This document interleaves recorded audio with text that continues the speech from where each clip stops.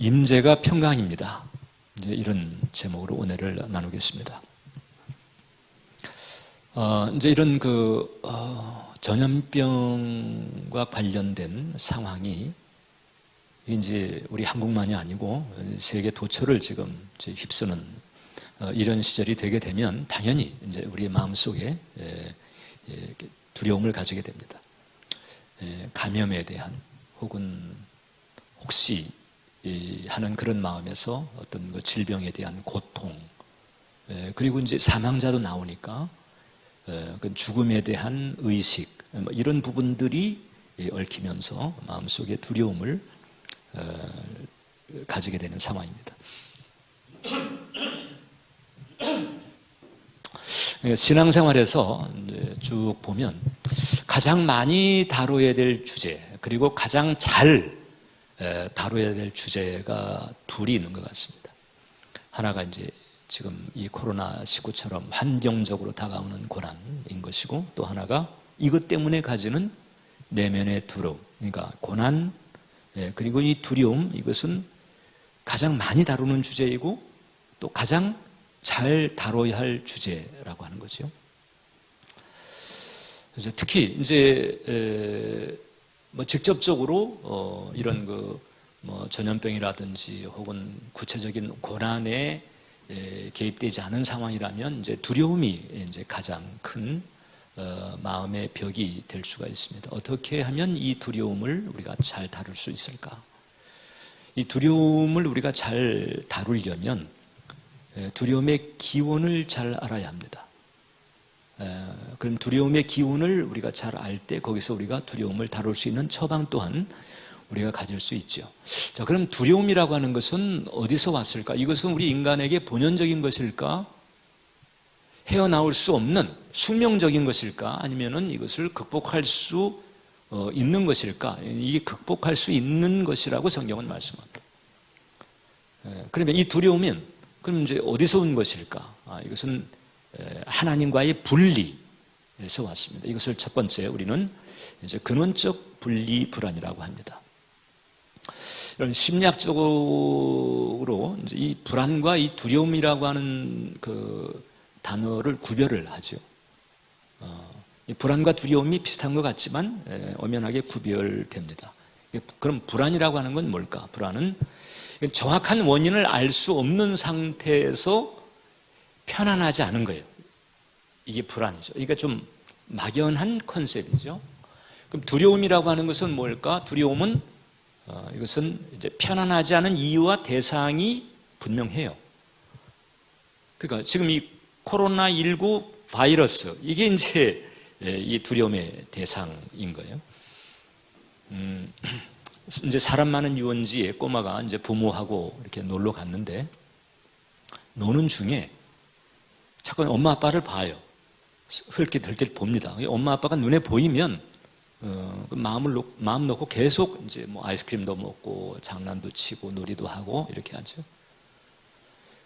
근데 흘낏 봤는데 엄마 아빠가 안 보여. 그러면 이제 모든 게 재미나 의미가 없어져 버립니다. 이 불안이 엄습하죠. 왜 엄마 아빠가 안 보이지? 불안이 엄습한. 그때는 불안이죠. 그런데 그런 상황에서 또 누군가 자기를 째려보고 있어요. 그때는 두려움입니다. 째려보는 그 대상에 대한 두려움인 거죠. 이런 그 불안과 두려움이 사실상 하나님을 떠난 우리 인간에게 몰아닥친 거죠. 아담이 타락하기 이전에는 이 불안과 두려움이라고 하는 개념조차가 없었습니다. 그때는 온전한 교제, 그리고 기쁨, 희락. 그때는 이 일하는 것조차도 기쁨이었거든요. 근데 타락하면서 모든 게 다 깨져버렸어요. 창세기 3장 10절을 보면 하나님께서 타락한 아담을 찾으셨을 때 아담이 이렇게 토로합니다. 내가 동산에서 하나님의 소리를 듣고 내가 벗었으므로 두려워하여 숨었나이다. 두려움이라고 하는 것이 바로 타락 직후로부터 등장을 한 거죠. 자, 그래서 이 두려움은 기원이 있다는 거죠. 하나님과의 분리에서 시작을 했습니다. 이 하나님과의 분리라고 하는 것은 사실상 이제 마귀가 초래한 거죠. 마귀가 다가와서 유혹을 하면서 인간이 실족을 하고 결국 이제 마귀가 초래한 것입니다. 그러니까 두려움은 기원이 있고 하나님으로부터 온 것이 아니지요. 마귀가 초래한 것입니다. 그리고 이 두려움이라고 하는 것은 이제 마귀의 활동 무대가 됩니다. 마귀가 우리의 삶의 틈탈 때에 그 틈 역할을 하는 것이 두려움이라고 하는 거예요. 그리고 우리가 이제 두려움을 경계해야 되는 또 한 가지 문제가 뭔고 하니 이 두려움은 아주 왕성한 상상력을 가지고 있어요. 소위 이제 부정연상이라고 하는데 일단 이제 두려움을 가지게 되면 이 부정적인 연상이 꼬리에 꼬리를 물고 계속 다가옵니다.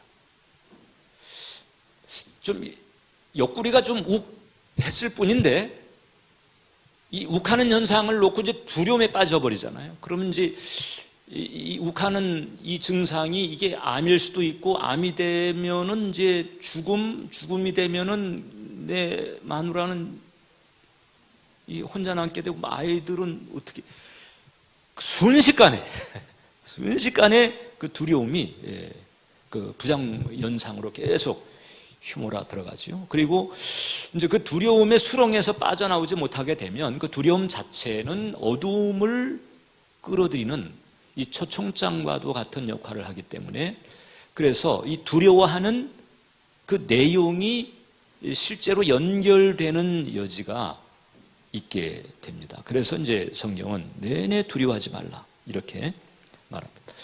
두려움이 또 우리 마음 가운데 작동을 하게 되면 우리 뇌는요 이게 이 두려움이라고 하는 것이 마치 사실인 것처럼 그렇게 받아들이고 이제 오도를 합니다. 그런 과정에서 우리의 시야는 좁아지게 되고 판단은 굽어지게 되고 마음은 얼어붙게 되죠. 그러면서 우리의 삶 자체가 이상하게 돌아가 버릴 수 있는 그런 일들이 상당히 많습니다.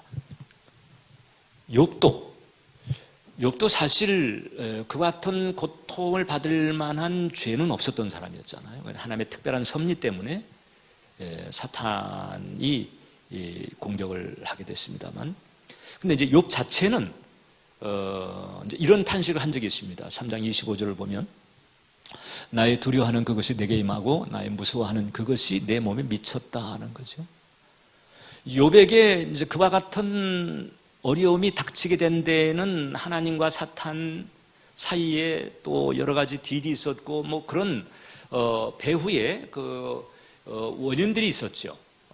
그러나 이제 욥에게 현실적으로 닥쳤던 그 고통에 대해서 이제 욥이 내게 왜 이런 일이 생겼을까를 훑어보는 중에 욥은 자기가 가졌던 그 두려움, 아마도 이제 그 문제가 생기기 이전에 가졌을 어떤 염려 혹은 근심 이런 부분까지도 이렇게 연결을 했다고 하는 거죠.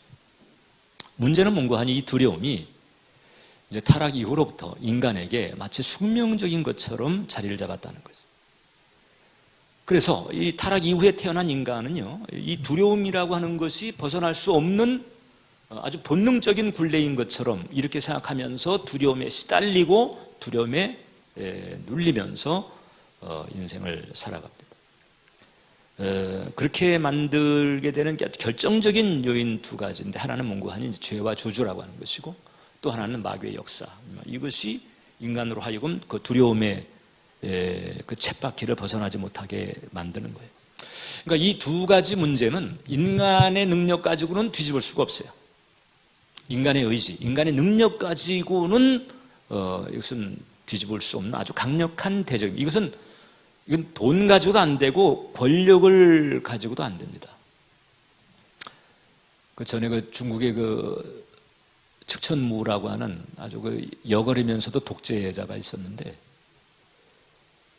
그 중국의 황제였죠. 여황제인데, 그 사람은 이제 식사할 때 반찬 가지수가 120가지입니다.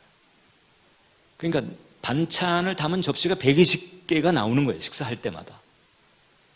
그리고 이제 식사를 하는데 옆에서 그 내시가 보고 있다가 젓가락이 2번 간 반찬은 그 다음 식사에 나오지 않아요. 왜냐하면 저거 좋아하는가 보다 하게 되면 그걸 노리고 있다가 거기에 독을 탈 수도 있으니까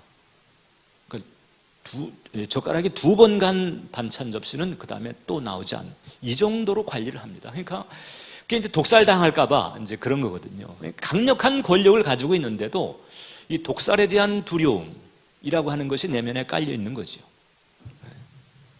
이 돈과 권력으로도 통제가 안 되는 것이 두려움이라고 하는 거예요. 왜냐하면 이미 말씀드린 것처럼 두려움은 영적인 맥을 가지고 있다. 영적인 맥을 가지고 있기 때문에 이게 세상적인 상식적인 방법으로는 뒤집을 수가 없다고 하는 거죠. 그래서 이 두려움의 처방도 영적이어야 한다.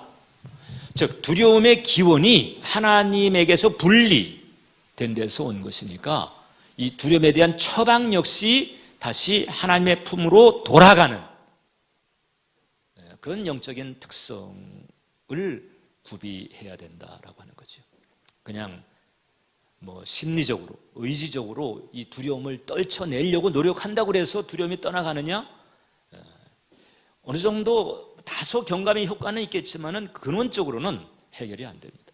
상식적인 대책을 세운다고 해서 두려움이 사라지는 게 아닙니다. 격리나 소독, 진료 이런 것을 한다고 해가지고 두려움이 사라지느냐? 두려움은 그런 것들로 사라져요. 상식적인 걸로 사라지지 않습니다. 왜냐하면 두려움은 영적인 맥이 있기 때문에 그렇죠.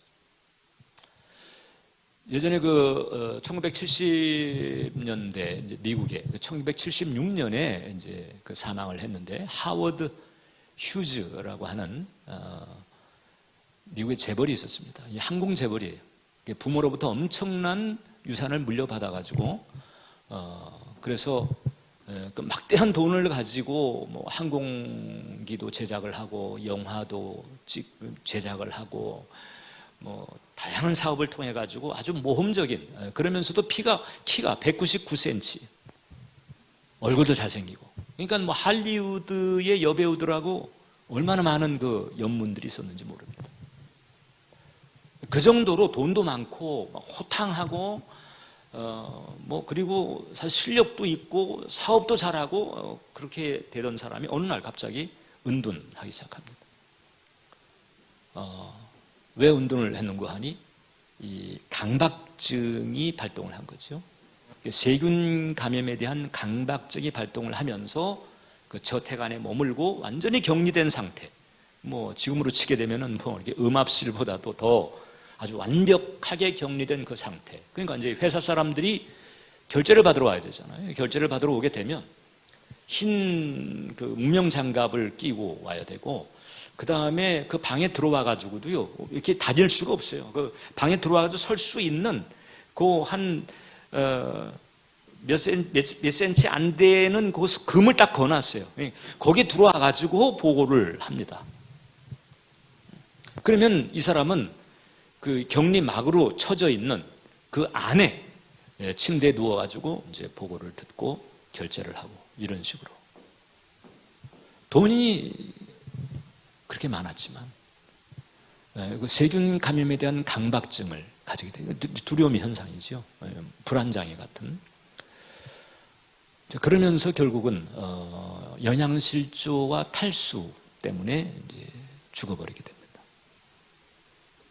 많은 돈이 있었지만 그 두려움을 극복할 수가 없었던 거죠. 평안이 없는 삶의 그 짐에 눌려버리다가 비극적으로 인생을 마쳤습니다. 두려움이라고 하는 것은 영적인 특질이 있다. 이 영적인 특질이 있는 것은 영적인 특질로 처방을 해야 되는 거죠.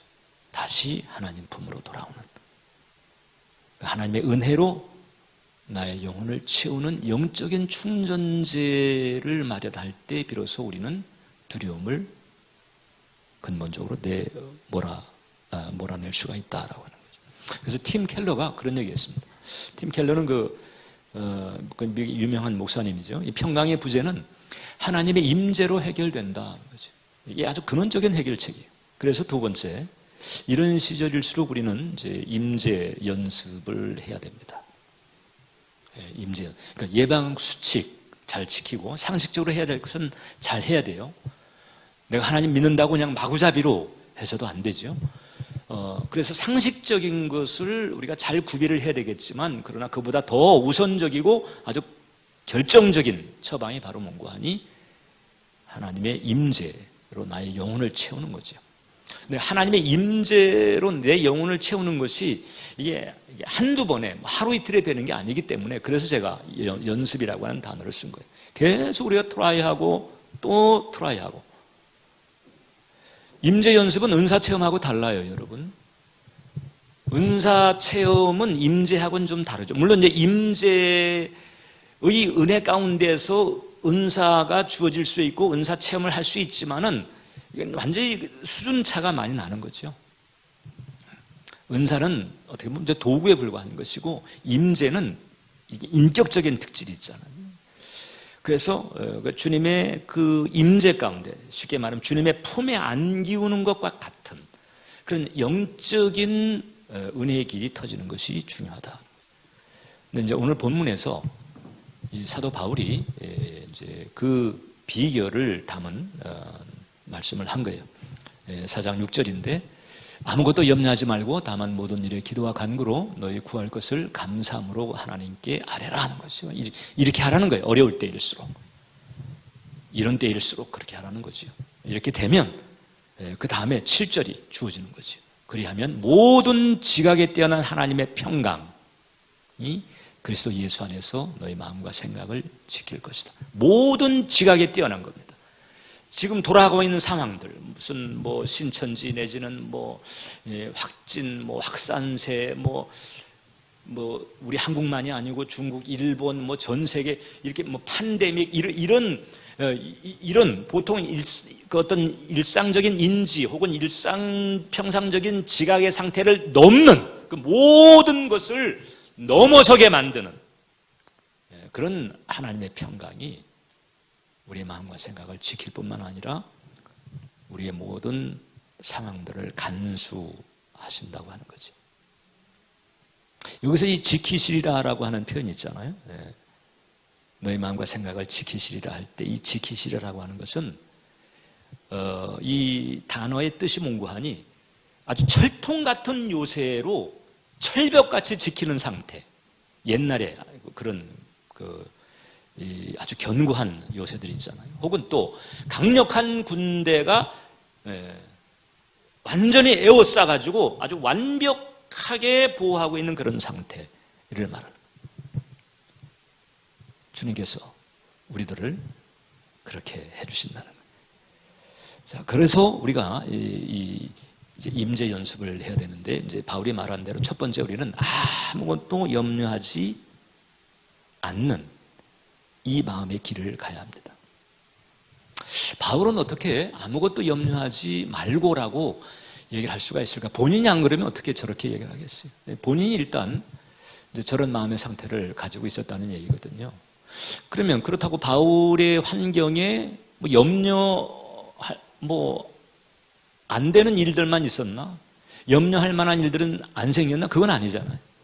염려할 만한 일들이 엄청나게 생긴 사람이었지만 그는 염려하지 않았어요. 어떻게 그럴 수가 있을까? 바울은요, 일단 어떤 배짱이 있었는고 하니 어떤 일도 나와 하나님 사이를 끊을 수가 없다.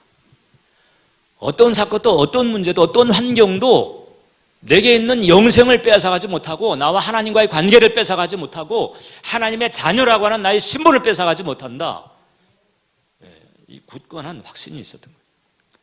그 로마서 8장을 보면 내가 확신하노니 사망이나 생명이나 천사들이나 권세자들이나 높음이나 깊음이나 다른 어떤 피조물이라도 우리를 우리 주 그리스도 예수 안에 있는 하나님의 사랑에서 끊을 수 없으리라. 이런 아주 하나님의 사랑에 대한 아주 견고한 확신이 있는 거죠. 날 사랑하시는 이분이 모든 상황을 컨트롤하신다는 거예요.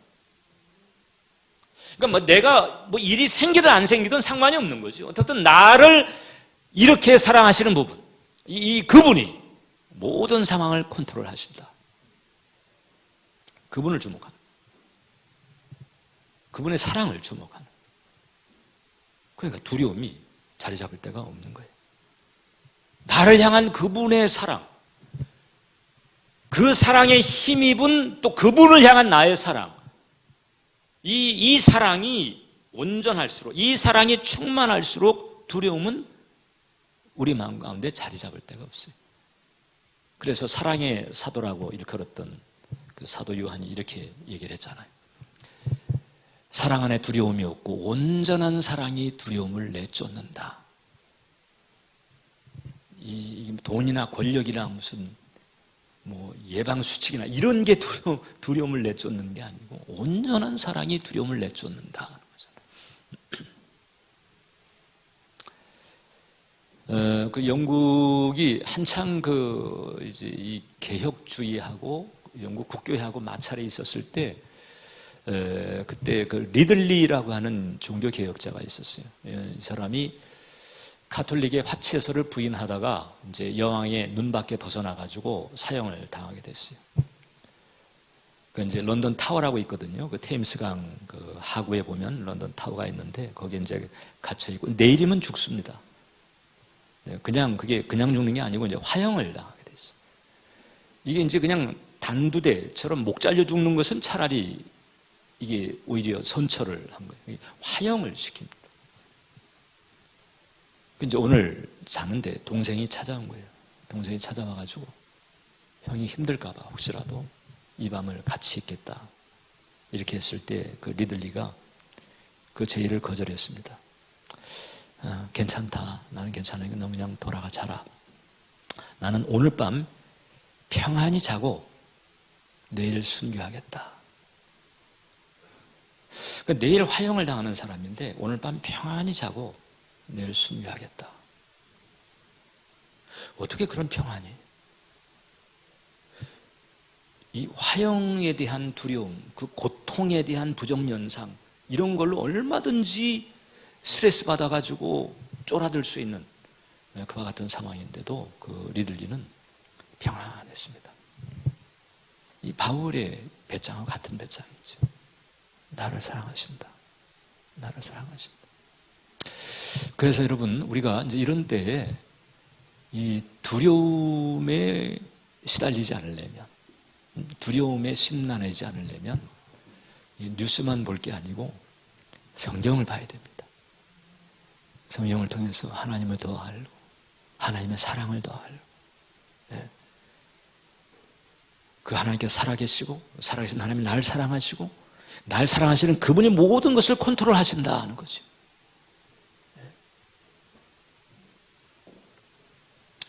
우리는 이제 성경을 볼 때 종종 이제 위로를 주는 구절만 붙들려고 할 때가 있어요. 그것도 필요합니다. 시편 91편처럼. 그런데 그보다 더 우선적인 것은 그 위로를 주신 하나님을 더 알게 만드는 구절을 붙드는 게죠. 하나님이 주시는 위로만이 아니고 위로를 주시는 하나님을 깊이 알면 알수록 어떤 상황에도 흔들리지 않는 일체의 비결을 가지는 것과 같다 하는 거죠. 그리고 그 하나님께서 어떤 상황 속에서도 피할 길을 내시는 은혜를 주시는 줄 믿습니다. 고린도전서 10장 13절을 보면 사람이 감당할 시험 밖에는 너희가 당한 것이 없나니 오직 하나님은 미쁘사 너희가 감당치 못할 시험당함을 허락하지 아니하시고 시험당할 즈음에 또한 피할 길을 내서 너희로 능히 감당하게 하시느니라 그랬죠. 바로 이 하나님 사랑에 대한 확신, 이게 빅피처입니다. 어려울 때에 우리가 가져야 될 빅피처입니다. 이 그림을, 큰 그림을 가지고 있게 되면 이 사소한 문제 때문에 우리가 끌탕을 하는 이런 일은 겪지가 않죠. 그리고 이제 두 번째, 모든 일에 기도와 간구로 감사함으로 하나님께 아뢰라 그랬습니다. 여기서 모든 일이라고 할 때 저는 틀림없이 두려움 같은 것도 속한다고 봅니다. 왜냐하면 우리는 이 두려움을 죽을 때까지 100% 완벽하게 끊어버릴 수는 없어요. 두려운 마음이 얼마든지 생길 수 있죠. 이것을 이제 여기에 시달리느냐 아니면 이것을 내가 다루느냐, 이것이 이제 관건이 되는데 우리가 기도할 때 특히 이제 이 두려운 부분도 하나님 앞에 얼마든지 토설을 할 수 있다고 하는 거죠. 그래서 뭐 치료를 위한 기도, 평안을 위한 기도, 안전을 위한 기도도 하지만 두려움을 있는 그대로 토설하는 것, 있는데 없는 것처럼 숨겨놔 봐야 유익이 될 게 없습니다. 주님 앞에 그대로 터놓고 토설하는 이런 기도를 하는 것도 중요하다고 보는 거죠. 그리고 두려움을 토설할 때에는 그냥 간략하게 하지 말고 구체적으로 무엇이 어떻게 두려운지 이런 부분까지 세밀하게 기도로 토설하는 것이 필요합니다. 욥이 환난을 겪을 때 성경을 보세요. 욥기 벌써 4장에서부터 하나님께서 나타나시는 37장까지 계속 그 친구들하고 항변하고 자기 마음을 토로하고 거기서 자기 태어난 날을 저주합니다. 하나님께 항변합니다. 원망의 마음도 있습니다. 그럼에도 불구하고 나중에 하나님께서 나타나셨을 때 욥에게 뭐라고 그랬는 거 아니? 네가 한 말이 옳았다는 거지요. 그리고 욥의 친구들을 정죄했잖아요. 욥이 자기의 생일을 저주하고 항변하고 원망하고 막 대들었잖아요, 사실상. 그런데 하나님은 네가 옳았다는 거예요. 하나님 앞에 토설하는 거지요. 하나님 벗어나지 않은 거예요. 하나님께서 도망가지 않았어요. 그냥 하나님 앞에서, 하나님 안에서 토설했어요. 그대로 탄원했습니다. 하나님은 그걸 받아주시는 거죠. 그래서 심란하거나 두려움이 있을 때 구체적으로 주님 앞에 토설하면서 기도로 맡기는 것, 이것도 잊지 마세요. 그리고 이제 바울은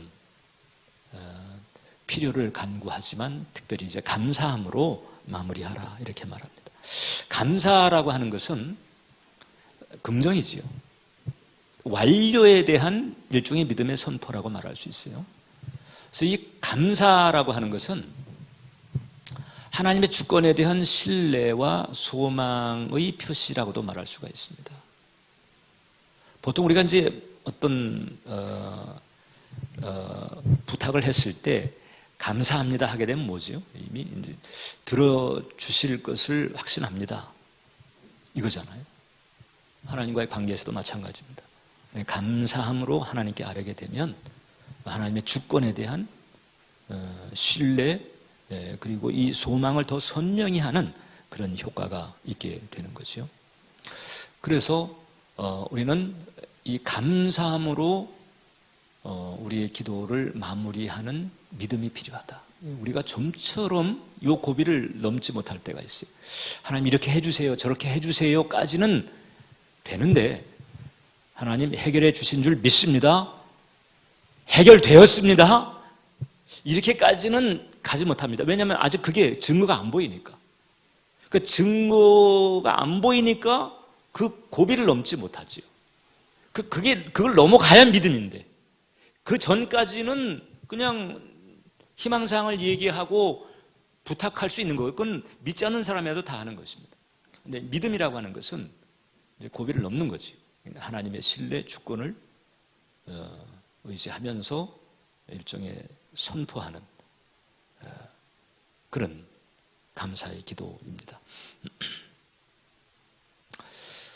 허드슨 테일러가 중국에 이제 선교를 하는 과정에서 배를 타고 아마 항해를 한 적이 있었던 것 같아요. 그때 그 배를 타고 가는데 그만 이 바람이 불지 않는 통에 배가 그 조류를 타고 흘러가는데 선장이 보니까 지금 이 상태로 가게 되면 그 식인종, 무시무시한 식인종들이 살고 있는 그런 곳으로 가게 되는 거예요.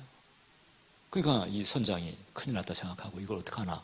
그래서 이제 그 선교사가 있으니까 상의를 한 겁니다. 이걸 어떻게 하면 좋을까요? 좀 기도 좀 했어요. 그 이제 허드슨 테일러가 물어봤죠. 뭐가 필요합니까? 바람이 불어야 됩니다. 그럼 바람이 불도록 기도하죠. 예, 그럼 선교사님 기도해 주세요. 근데 제가 기도하기 전에 먼저 좀 해주셔야 될 게 있습니다. 뭔데요? 돛을 올리세요. 바람이 지금 한 점도 불지 않는데 돛을 올리라 하는 거예요. 그러니까 선장이 자기도 항해 경력이 지금 한두 해가 아닌데 이런 상황에서 지금 바람이 불 리가 없는 거죠. 그래서 자기도 지금 겁먹고 있는 건데, 아니 이런 상황에서 돛을 올리라니. 그래가지고 이제 조금 처음에는 이제 긍정적으로 받아들이질 못했습니다. 그러니까 이제 이 허드슨 테일러가 이렇게 얘기를 한 거예요. 그럼 나도 기도할 수가 없다. 그러니까 이제 선장이 돌이 없다는 이제 그런 표정을 지으면서 돛을 올린 거죠. 그리고 허드슨 테일러는 선장실에 들어가서 기도를 시작을 했습니다. 조금 있다가 문 두드리는 소리가 다급하게 났어요. 그래서 이제 문을 열고 왜 그러냐 했더니 지금도 계속 기도하고 있냐는 거예요. 계속 기도하고 있다. 이제 기도를 그만두시라고. 너무 바람이 세가지고 이렇게 하도 또 다른 데로 가게 생겼습니다. 이렇게 된 거죠. 하나님의 주권에 대한, 하나님의 사랑에 대한 신뢰가 있는 거예요. 예수님도 나사로를 살리시기 전에 하나님께서 내 말을 들으시는 줄을 압니다. 이런 확신 같은 거 있잖아요. 이게 바로 이제 우리로 하여금 감사로 기도를 마무리하게 하는 건데, 바울은 바로 이제 이런 자리까지 나오기를 사실 초청하고 있는 거죠. 그러니까 이게 이제 한두 번에 되지 않을지라도 우리가 이 믿음의 이 고비라고 하는 이 대목을 우리가 좀 넘어서서, 하나님 이제 코로나19가 속히 종식되게 하심을 감사합니다. 우리 가족 또 저의 안위를 지켜주시고 보호해 주심을 감사합니다. 저로 우리로 승리케 하심을 감사합니다. 이 과정을 통해서 우리의 연약함을 절감하게 하시고 이제 하나님께 더욱더 나아가게 하시고 하나님과의 관계가 더욱더 깊어지게 하심을 감사합니다. 이렇게 기도하는 거예요. 여러분, 믿음의 기도라고 하는 것은 문제에 파묻힌 기도가 아닙니다. 믿음의 기도는 문제를 믿음에 파묻은 거예요. 네. 문제에 파묻힌 기도가 아니고 믿음의 문제를 파묻는 거예요. 이런 형태의 믿음의 기도라고 하는 것은 현재를 넘어서서 지금은 잡히는 것이 없지만은 그러나 주님의 주권과 사랑에 대한 신뢰를 가지고 확신을 가지면서 해결을 바라보고 감사하고 또 미리 선취하면서 감사하는 이 선점의 기도, 이게 바로 이제 감사로 드리는 기도죠. 이번 기회에 여러분들이 기도를 이렇게 마무리할 수 있는 이런 은혜의 자리에 오게 되시기를 주님의 이름으로 축원합니다. 사랑하는 교회 여러분, 어려운 때입니다. 그렇지만 사랑의 주님께서 우리와 함께 하십니다. 코로나19가 됐든 포코로나 190이 됐든 하나님과 우리 사이에 사랑을 끊을 수가 없고 그 어떤 것이라 할지라도 우리의 하나님의 자녀라고 하는 신분을 빼앗을 수가 없고 또 하나님께서 예비하신 그 그리스도 안에서 모든 신령한 축복을 누리는 그 은총을 빼앗아갈 수가 없습니다. 우리에게는 그 같은 하나님의 역사하심과 함께하심과 도우심이, 예비하심이 있습니다.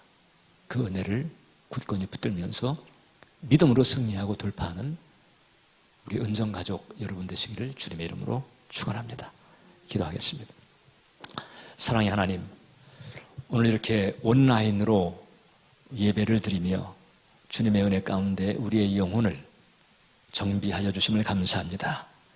이제 하나님의 그 사랑과 주권에 대한 확신과 신뢰를 가지고 두려움을 몰아내며 이제 그 믿음의 열매를 볼 수 있도록 우리 교우 한 영혼 한 영혼 붙들어 주옵소서. 예수님의 이름으로 기도합니다.